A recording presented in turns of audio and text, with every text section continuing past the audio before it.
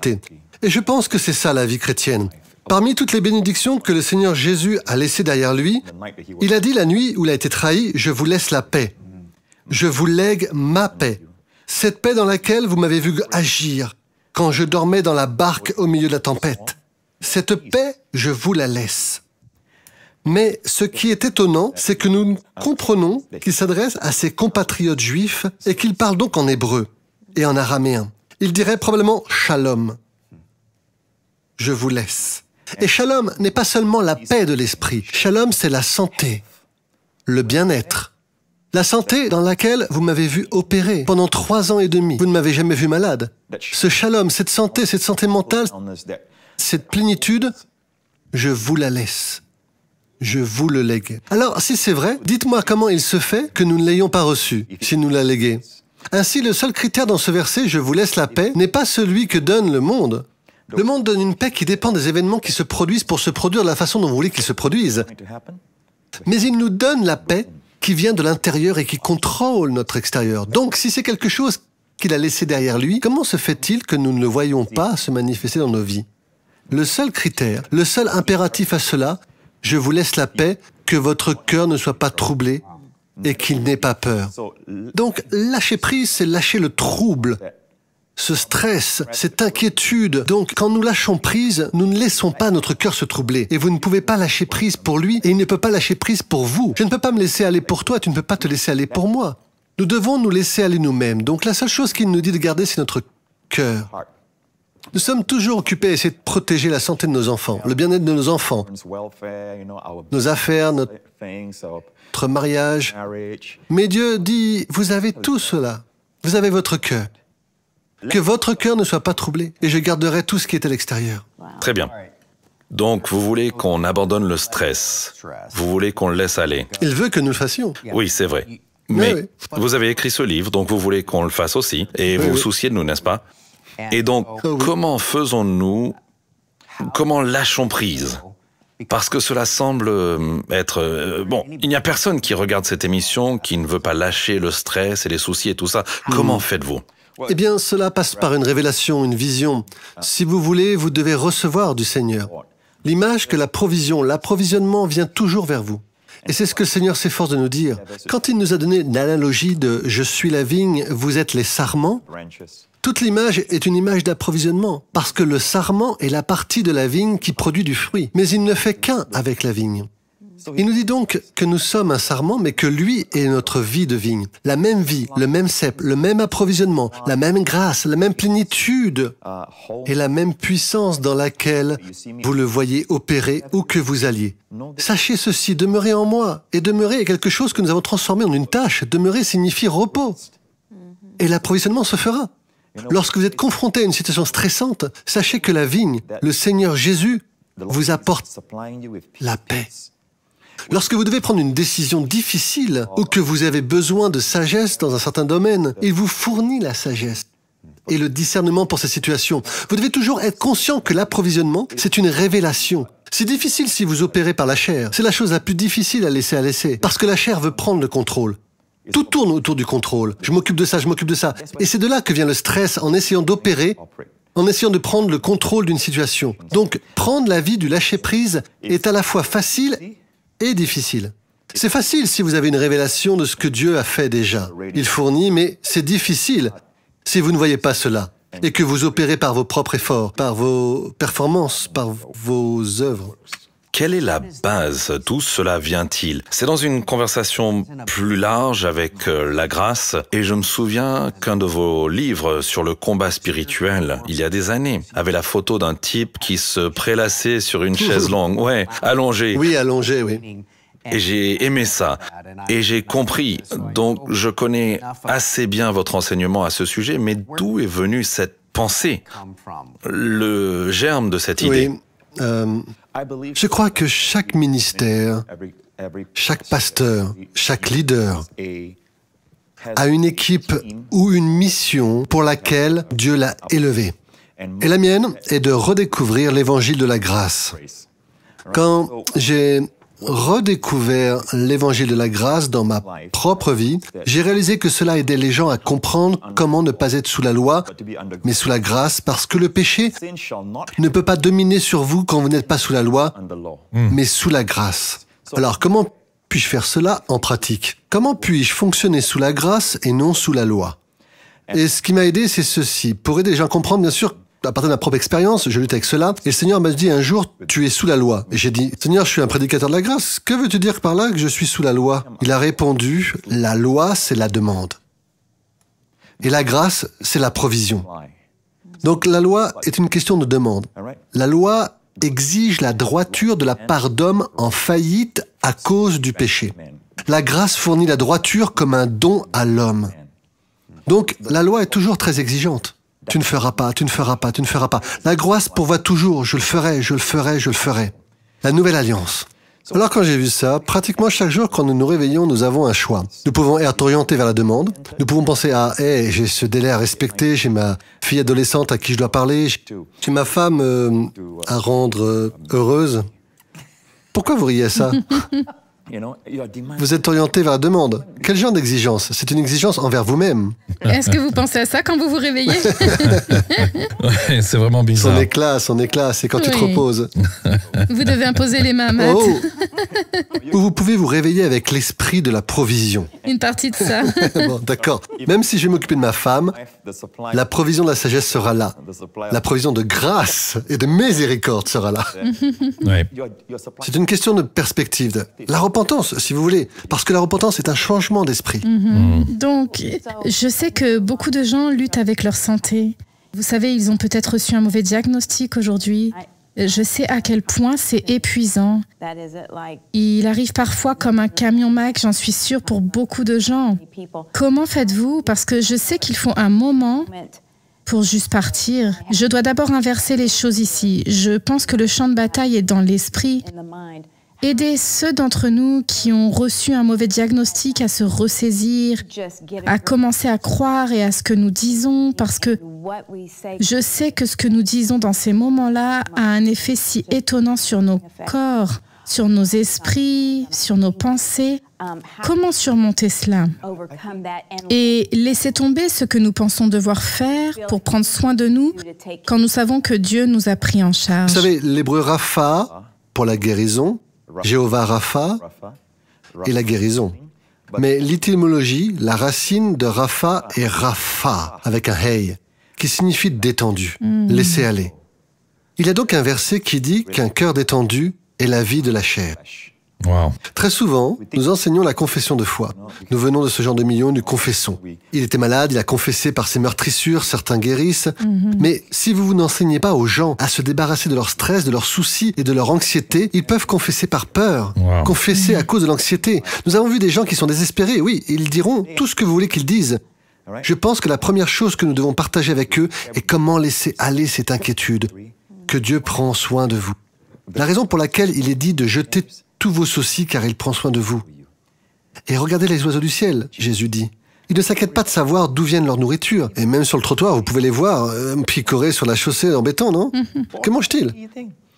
Et nous nous demandons si Dieu prend soin des oiseaux. N'avez-vous pas plus de valeur qu'eux, dit Jésus? Je pense que bien souvent, nous devons commencer par lâcher la peur, l'anxiété et l'inquiétude avant de pouvoir enseigner aux gens comment recevoir la guérison. Souvent, je constate que ce sont les gens qui, pour une raison quelconque, ne s'inquiètent plus autant de leur état. J'ai prêché un message sur ce sujet à Lakewood, chez Paul Austin. J'ai dit, docteur, il m'a dit ceci après le sermon. Il a dit ceci, c'est tellement vrai. J'entends ça tout le temps. Mais la semaine dernière, il m'a raconté qu'un type avait reçu un diagnostic de cancer du pancréas. Et vous savez, le pourcentage de s'en sortir est vraiment sombre, non? Il a dit, ce type a juste vécu, encore et encore et encore. Paul lui a demandé, quelle est la raison pour laquelle vous viviez tant d'années avec ça? Il a finalement été guéri.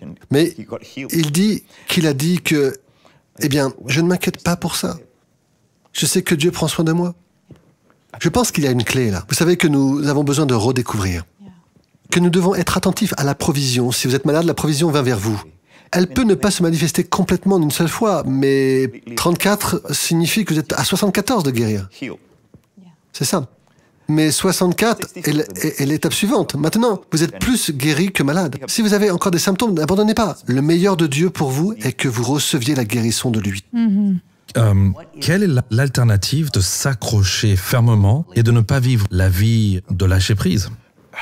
Vous savez, je regarde votre propre vie. Il ne s'agit pas seulement de moi et de ce que Dieu a fait à travers moi. Et je veux répéter que ce que Dieu a fait à travers moi, souvent, parfois, je laisse aller. Les gens disent que rien ne va se passer, mais quand vous laissez aller, Dieu travaille en vous, à travers vous. Quand je regarde votre propre vie, je me souviens que lorsque vous êtes allé dans certains de ces endroits difficiles et dangereux du monde, vous ne vous êtes pas inquiété. Vous étiez dans un endroit dangereux, mais vous ne vous êtes pas inquiété parce que vous m'avez dit que vous connaissiez la souveraineté de Dieu. Donc, parce que vous connaissiez la souveraineté de Dieu, vous avez su lâcher prise. Et Dieu vous a protégé. Et regarde ce que vous avez fait ces dernières années. Vous avez une lourde tâche à accomplir, mais pourtant vous êtes toujours si détendu.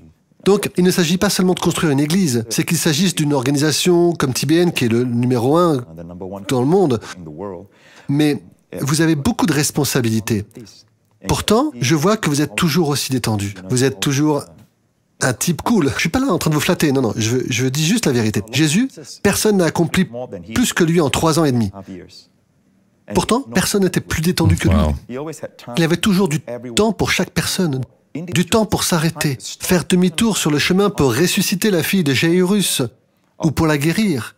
Il s'est arrêté et a passé du temps avec cette dame qui a été guérie par derrière, parce qu'il ne peut pas la laisser recevoir par derrière, parce que dans l'Ancien Testament, Moïse a vu Dieu par derrière, et dans l'Ancien Testament, les hommes péchaient toujours. Sous la loi, Dieu est toujours en train de repartir. Donc ils ont toujours vu Dieu par derrière. Le lieu de la malédiction, le lieu de la condamnation, Jésus ne peut pas la laisser recevoir par derrière. Il se retourne pour qu'elle voie son visage, qu'il l'aime, il veut qu'elle ait cette guérison. Il lui a dit, va dans la paix et la tranquillité d'esprit. Donc personne n'a accompli autant de choses que lui. Même lui a pris du temps avec la fille de Jairus est morte. Et pourtant, il a eu le temps d'aller là-bas et de la ressusciter d'entre les morts. Ainsi, la cadence, le rythme de la grâce qu'il vit. Je souhaite que tout le monde puisse simplement regarder la vie de notre Seigneur Jésus et de ne pas avoir cette idée, si je ne fais rien, rien ne se passera. C'est vrai pour le monde, mais ce n'est pas vrai pour l'enfant de Dieu. Vous savez, quand vous vous reposez, Dieu travaille, mais quand vous travaillez, Dieu se repose. C'est pourquoi il m'a dit, j'ai écrit ça dans mon livre aussi, il y a de nombreuses années, il a dit que lorsque vous vous reposez, je travaille. Waouh, la productivité du repos. Wow. C'est une révélation étonnante qu'en fait, en gros, quelque part, hors caméra, vous décriviez, vous avez presque vu une sorte de vision et que vous avez vu le ravitaillement arriver, vous avez en quelque sorte repris. Vous pouvez nous en parler? Un jour, je priais et j'ai eu une vision intérieure de tuyaux dorés, souples et flexibles, venant du ciel et dispensant de l'huile dorée sur un croyant. Ainsi, un tuyau fournissait la sagesse financière, un autre tuyau fournissait la santé et la guérison, un autre tuyau donnait de la sagesse pour son mariage, une autre source était la bénédiction dans sa marche avec Dieu. Quand j'ai vu cette réserve d'huile dorée, plus tard, j'ai demandé au Seigneur la confirmation de cette vision. Je suis toujours très prudent avec les visions, mais le Seigneur m'a amené à Zacharie 4, où Zacharie a vu des tuyaux d'or fournissant de l'huile d'or sur la menorah. Donc j'ai eu la confirmation et dans cette vision, j'ai vu ce croyant.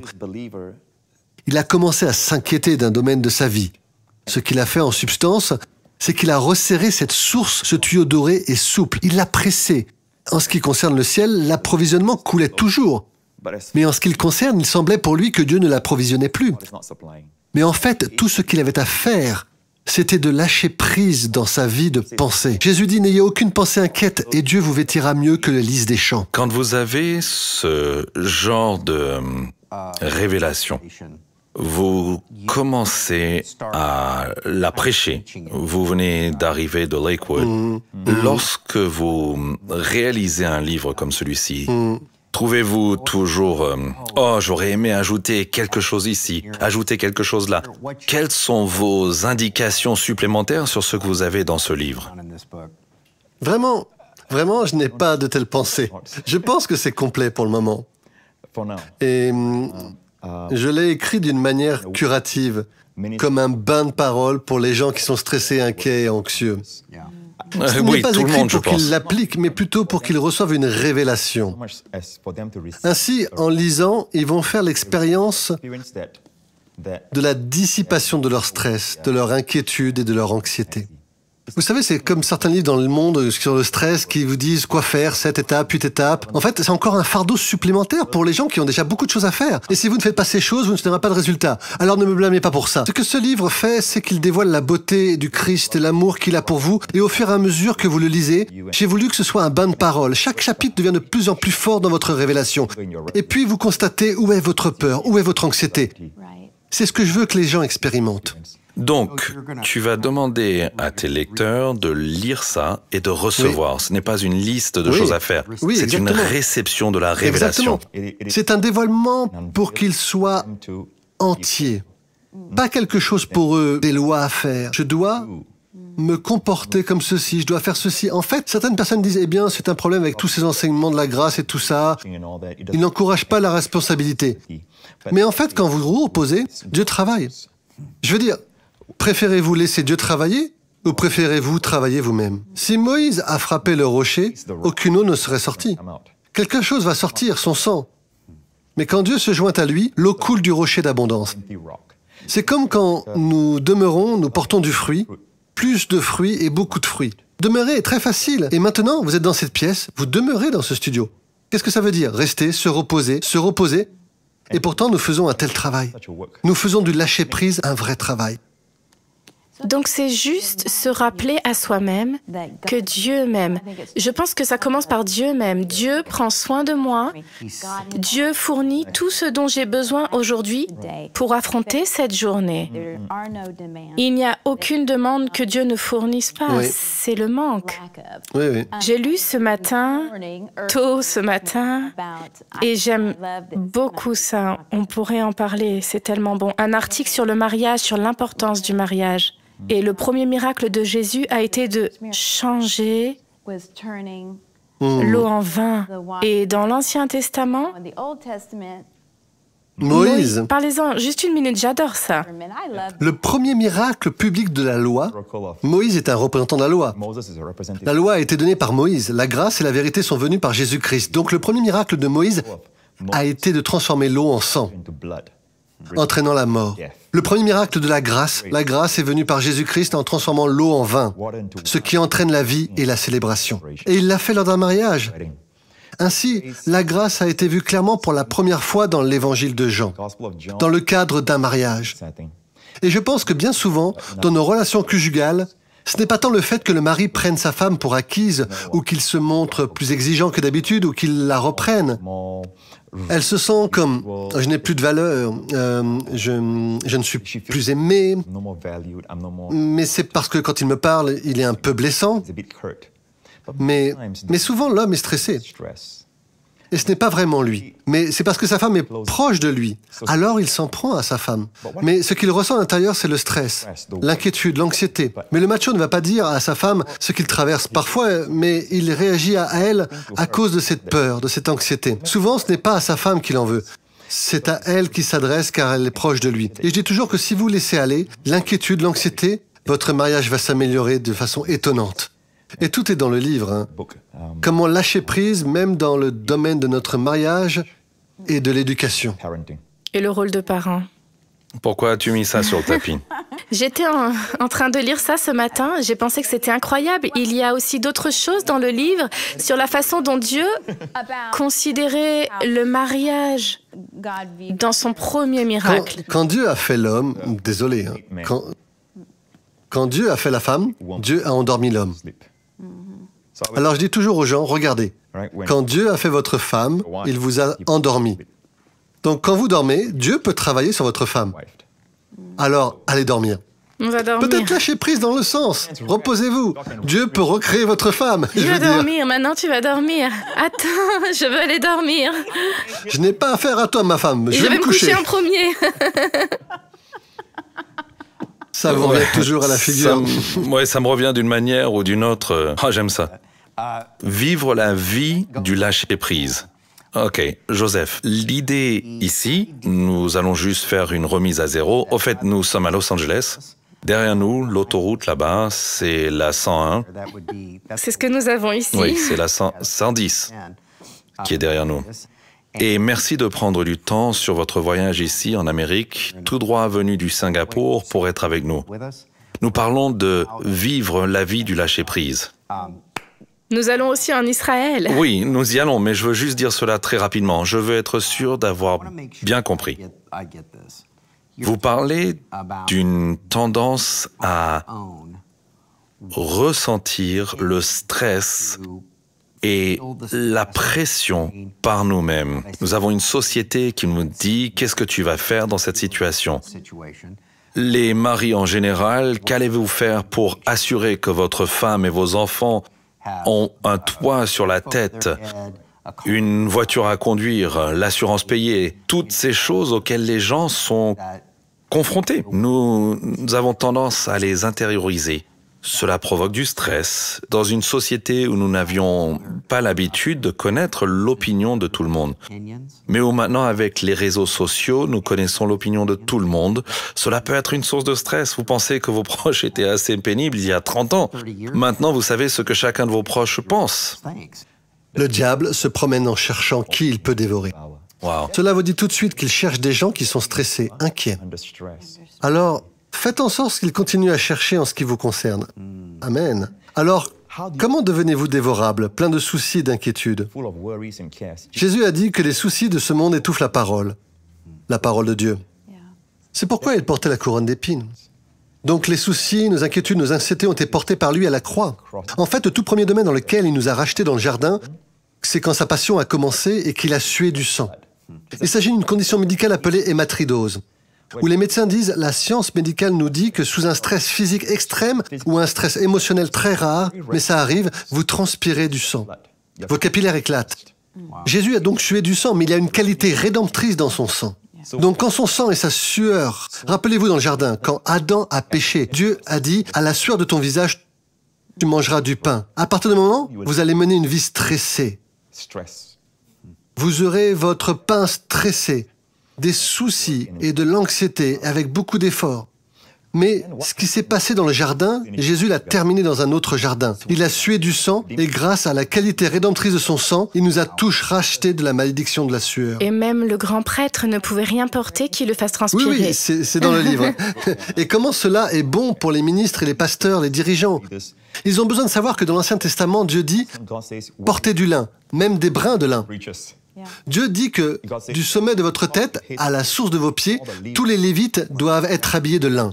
Ils ne doivent pas se vêtir de quoi que ce soit qui fasse transpirer. Dieu ne veut pas de sueur dans vos ministères. Et pourtant, je trouve que Dieu travaille toujours avec les gens. D'accord? Il travaille en harmonie avec ceux qui sont en accord avec son cœur. Et son cœur est que nous aimions vraiment Jésus. Numéro 1. J'appelle toujours cela un tripode. Tout ministère, toute église, tout qui est construit sur ce tripode va réussir. Et c'est ce que le Seigneur m'a montré. Numéro 1, la personne de Jésus. Numéro 2, le corps du Christ. Vous devez avoir un amour pour l'église. Il y a ceux qui aiment la grâce, mais ils ont abandonné l'église locale. C'est la volonté de Dieu. L'église locale n'est pas parfaite, mais c'est toujours l'idée de Dieu. Et les 7 églises auxquelles Jésus a parlé ne sont pas toutes parfaites, mais 2 d'entre elles n'ont reçu aucune réprimande, mais elles ne sont pas toutes parfaites. Mais pourtant, le Seigneur s'adresse à elle comme à son Église. Et le 3e tripode est Israël. Il y a ceux qui aiment le Seigneur, ils aiment l'Église, mais ils n'ont aucun cœur pour Israël. Et je trouve, dans mon Église, dans mon ministère, au fil des années, j'ai vu des gens qui aiment Israël. Et ils commencent à prospérer. Même lorsqu'ils donnent pour les missions en Israël, ou même pour investir dans leur propre voyage en Israël, ils commencent à prospérer. C'est quelque chose de très étrange. Nous avons donné une partie de nos dons, chaque mois, dans notre Église, à Israël. Et selon une révélation que j'ai reçue il y a plusieurs années, Paul lui-même dit que si nous avons reçu leurs bénéfices spirituels, est-ce trop pour nous de leur donner nos bénédictions matérielles? Et Paul parle de cela. Et c'est Israël. Laisse-moi te demander quelque chose que tu as mentionné hors caméra une fois, et je ne sais pas si on a déjà parlé de cela devant la caméra. Et tu m'as dit une fois hors caméra que le Seigneur t'avait donné cette révélation sur le fait que TBN était une église. Qu'est-ce que cela signifie? Qu'est-ce que c'était et que penses-tu que cela signifie? Ouais. Premièrement, l'église n'est pas seulement un rassemblement de personnes. Lorsque Jésus a présenté l'église pour la première fois, Il a mentionné que les portes de l'enfer ne prévaudraient pas. Je construirai l'Église. Et puis il a aussi dit que là où 2 ou 3, la plus petite pluralité, sont rassemblés, on ne peut pas obtenir plus petit que 2. Donc la plus petite pluralité. Donc là où 2 ou 3 sont rassemblés en mon nom, je suis au milieu d'eux. Donc l'Église est composée même de la plus petite pluralité. Ok? Donc, ce n'est pas un bâtiment, ce n'est pas un endroit où l'on va appeler église à l'extérieur. C'est un rassemblement du peuple de Dieu. Donc, ce que Dieu a fait, c'est que nous devons nous éloigner de cette idée religieuse que l'église est un bâtiment. Et savoir que Dieu fait quelque chose dans le monde entier, que TBN est le réseau chrétien numéro 1 qui rassemble le corps de Christ. Et parfois, ceux qui ne peuvent pas physiquement aller dans une église peuvent regarder TBN et ils sont en communion avec le corps de Christ. Et c'est l'idée de Dieu. Donc en fait, techniquement parlant, c'est une église. Une église où Jésus est glorifié, la puissance de l'évangile de la grâce est restaurée et l'amour d'Israël est là. Vous avez tout le tripode, frère. Wow. Sœur Crouch, êtes-vous pasteur ou quelque chose comme ça? Est-ce que cela signifie que nous sommes des pasteurs? Non, archevêque. Ah, archeprêtre. Ah, j'aime beaucoup ça. Et j'aime le fait que j'ai une fermeture éclair de plus que toi sur ma veste. Une fermeture éclair en moins pour une vidéo. Ouais, exactement. J'ai une fermeture éclair que tu ne connais pas, mon frère. Joseph Prince, ta dernière parole sur le thème « Vivre la vie du lâcher-prise ». Croyez que Dieu vous aime. Numéro 1. La Bible dit que nous avons connu et que nous croyons que Dieu nous aime. Numéro 2, réalisez que Dieu ne veut pas que vous portiez un seul petit souci sur vos épaules. Il vous aime tellement que vous devez rejeter tout. Pas seulement 70, 80%, tous vos soucis sur lui, parce qu'il prend soin de vous. En fait, vous devenez si radical qu'au moment où les soucis arrivent, vous dites « Seigneur, tu les as. Je te les confie. » Et vous savez quoi? Au début, ça fait un peu bizarre. On a l'impression que je ne suis pas responsable, je n'y pense plus. Mais non, c'est la façon dont Dieu veut que vous viviez. Et la pensée vient, non, c'est Dieu qui gère. Non, je l'ai remis au Seigneur. Le Seigneur là, le Seigneur là. Il peut sembler que votre chair crie, irresponsable, irresponsable. Rien ne se passera, mais Dieu aime cela, parce que c'est vraiment marcher par la foi. Maintenant, vous le faites de manière pratique. Quand on vous a enseigné que la vie vient parce que vous lancez vers le Seigneur, il suffit de lancer vers le Seigneur. Donc même les symptômes dans mon corps, je dis juste, Seigneur, prends-les. Et il s'en occupe. Magnifique. Pour ceux qui ont juste besoin de l'encouragement de votre prière sur leur vie, si vous le voulez bien. Oui. Tendez tout simplement vos mains vers la télévision, vers le portable sur lequel vous regardez ceci. Ayez confiance en ce moment que l'approvisionnement de Dieu vient vers vous. Ayez les yeux pour voir que tout ce que vous avez besoin dans votre vie vient vers vous. Cet enfant qui vous préoccupe, l'approvisionnement du ciel vient vers lui. Cette fille adolescente qui vous inquiète, la percée de Dieu arrive dans votre vie. Dieu veut déposer dans son cœur une révélation qui la fera changer d'avis. Votre ami rebelle, Dieu peut lui faire une révélation. Sachez simplement que la seule chose qui retient cette offre est notre inquiétude et nos préoccupations à ce sujet. Alors maintenant, au nom de Jésus, dites au Seigneur, je remets tous mes soucis, tout le poids de mes inquiétudes, toutes mes angoisses concernant cette situation, ce problème complètement entre tes mains. Seigneur, maintenant tu t'en occupes et je vais t'honorer à partir de ce jour en n'entretenant aucune pensée inquiète à ce sujet. Je dirai simplement dans mon cœur, tu l'as, Seigneur. Je lâche prise au nom de Jésus. Amen. Shalom, j'espère que vous avez aimé cette vidéo. Abonnez-vous pour ne pas rater nos programmes. Merci de faire partie de notre famille TBN. Que Dieu vous bénisse. Shalom de Jérusalem.